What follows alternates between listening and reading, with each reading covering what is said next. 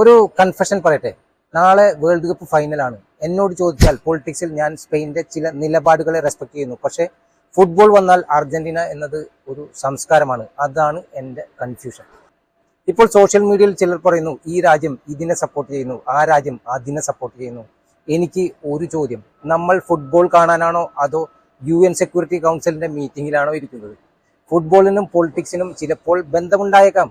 അതിനെക്കുറിച്ചൊക്കെ സംസാരിക്കുന്നത് കൊണ്ട് പ്രശ്നമല്ല. പക്ഷേ 90 മിനിറ്റിൽ കളിക്കുന്ന പ്ലെയറിനെ മുഴുവൻ രാജ്യത്തിന്റെ ഫോറിൻ പോളിസിയുമായി ചേർത്ത് വെച്ച് വിധി പറയുന്നത് തെറ്റല്ലേ? അത് ആരും ചെയ്യാത്ത ഒരു കാര്യമല്ലേ?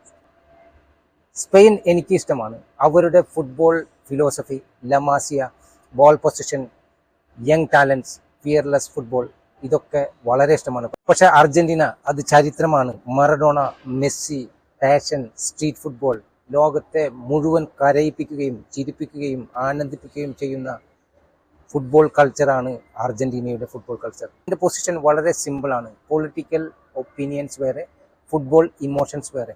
നാളെ സ്പെയിൻ ജയിച്ചാൽ ഫുട്ബോൾ ഡിസർവ് ഇറ്റ്, അർജന്റീന ജയിച്ചാൽ ഹിസ്റ്ററി സ്മൈൽസ് അഗൈൻ.